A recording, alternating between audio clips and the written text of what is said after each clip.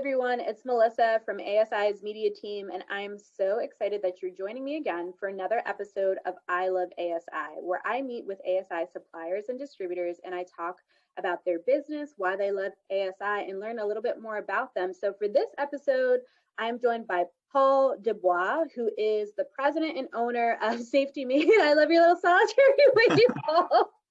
So adorable. Thank you for joining me. Thank you for having me. I appreciate your time. This is such a pleasure. I'm so excited to get into these questions. So you ready? Ready. Let's do it. So you're a supplier in the industry you're relatively new. What attracted you to promo?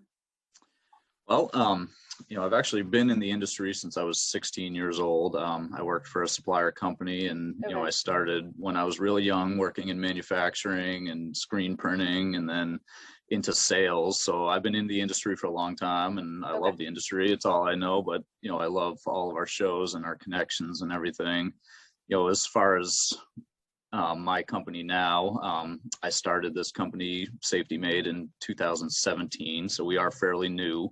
But I really want to be in this industry because I love the relationship between suppliers and distributors and how we're really all working towards a common goal, which is, growth from both sides of the desk. I love that. And honestly, I feel like your answer is a common sentiment I hear is the people. The people definitely make this industry. So 2020 was a significant year in our industry, a lot of turmoil. But for you, it was also a significant year, not just because of everything that happened with the pandemic, but it was a year of growth for you and your company at Safety Made. So that being said, what client segments and categories really helped you sustain and achieve success last year? Yeah, well, for us, 2020 was a whirlwind for sure. I mean, we were only, 2 years into business, when all of this started. But 2020 started for us with the earthquakes in Puerto Rico, January and February. We got hit hard with that. We manufacture a lot of emergency preparedness items. So when all of that was happening, we got slammed with demand there. So, I remember we were in Orlando and Vegas, which seems like a lifetime ago now, but I remember being on the phone all night dealing with these crisis orders from Puerto Rico, which was, I've done 15 years of shows and never had to do that before. But, we started off the year strong and then we rolled right into COVID in March, which we were really well positioned going into that because we manufacture health and wellness items for businesses. That's what we've been doing since we started. So we got slammed with that. We happen to have really good supply on hand and sanitizers and masks and other items. And we had a really good pipeline for those products because we've been buying them from U.S. manufacturers for years. So, the suppliers of these items kind of put us first since we've been loyal to them for a long time. And we were able to keep our pipeline filled. But, interestingly enough for our business as a young company, I think, what 2020 really brought to the table for us is a lot of great relationships because distributors really needed that business. Everybody's normal day-to-day business shut down overnight and all of a sudden all anybody could sell was PPE. And by being a supplier that could provide that, quickly and seamlessly, we made a lot of great relationships, which is, carried on into this year and beyond, I think. And product wise, so the year as a whole was really interesting because, emergency prep in the beginning of the year, then health and wellness in the spring and summer. And then we rolled right into kind of higher end first aid and outdoor supplies going into the fall because those products started to be popular with companies trying to send their businesses nice, their employees nice gifts and doing outdoor and recreational products, so it really fit into our wheelhouse throughout the year. That's awesome. No, I love to hear that. Like you made, the best of a situation that was very traumatic and you were able to serve and help so many people. So I think that's incredible. Is there maybe like a key lesson, that you'll take away from 2020? Well, We were just joking about this, but everybody thought in March and April that the pandemic was going to last 2 weeks and be over. And, the key lesson I kind of learned is you got to be bold sometimes in these situations. We could have positioned ourselves even better if we had reacted quicker and reacted bigger.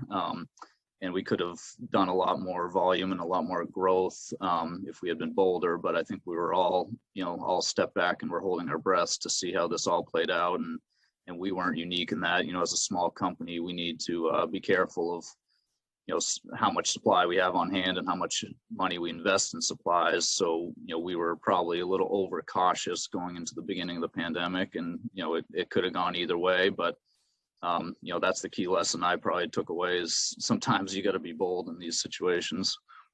I like that. And I think one of the things that I really like about you and your company is I feel like your approach to sales and keeping like your pipeline full is really about cultivating strong relationships and honesty, integrity. Why is that something that's important to you as a business owner?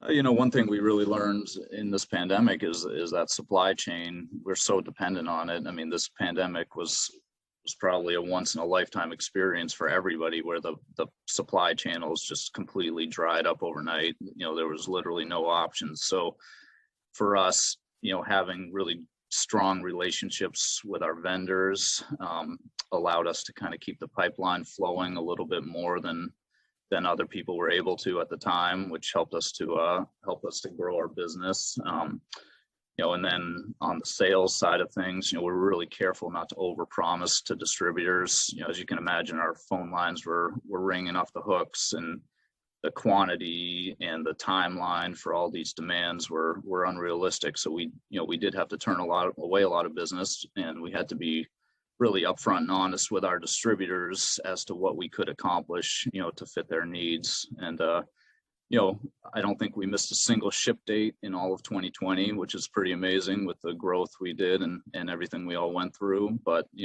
I think keeping that honesty and communication line open was very important for us. And you're going to be in business for a very, very long as a president and owner. I can already tell just because of the fact that you put your customers first. And I'm sure that's definitely something people can take away for that, as always, to just be down for your customers. So thank you so much for sharing more about yourself, Safety Made, your company. And then also the last question that I always love to ask is, why do you love ASI? Well, I've always worked in promotional, but I think it's amazing that, ASI is able to seamlessly bridge the gap between suppliers and distributors to create, this multi-billion-dollar industry. You guys have done an amazing job. And, one thing I really respect about ASI is that, you never really sat back as the market dominant leader. You've always been investing in new technologies and innovation. And we work with our ASI rep almost weekly to ensure that we're taking advantage of all the new opportunities for marketing and exposure and, different platforms for the technology. So, that's what I love about ASI is you guys are really reinventing the future every day.